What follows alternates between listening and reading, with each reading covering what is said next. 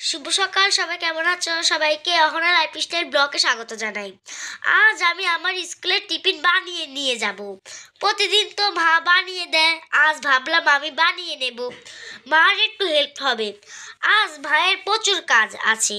মা প্রতিদিনের মতোই সকাল সকাল রান্না শেষ করে মা সংসারের কাজ করতে চলে গেছে। মা বলেছে আমি পারবো না, কিন্তু মাকে বললাম চেষ্টা করে দেখি।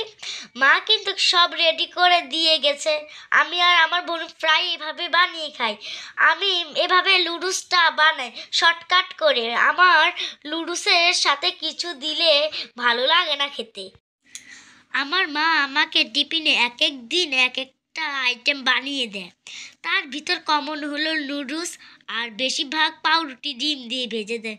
রুটিও ডিম আরও অনেক কিছু, তো যখন যেটা পারে ওইটাই দেয়। এদিকে আমি তোমাদের সাথে গল্প করতে করতে আমার লুডুসটা সিদ্ধ হয়ে গেছে। তো আমি এখন আমার লুডুসটা রান্না করে দিব, আর তোমরা আমার ব্লগটা সবাই দেখতে থাকো। এদিকে আমার স্কুলের সময়টাও ঘড়িয়ে আসছে, তাই একটু তাড়াতাড়ি করে নুডলসটা বানিয়ে নিচ্ছি।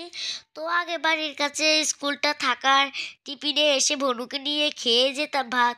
এখন ভনু এসে খেয়ে যায়, আমার তো সম্ভব না, তাই প্রতিদিন টিফিন নিয়ে যাই।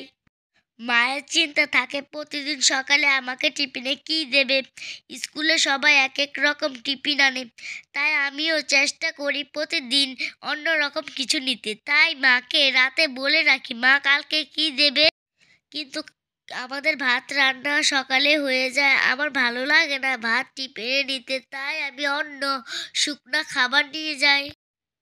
আগে কাছে স্কুলটা থাকায় সকালে রুটি খেয়ে যেতাম, এখন ভাত খেয়ে যাই। এখন সপ্তাহে 2 দিন সকালে রুটি খাই।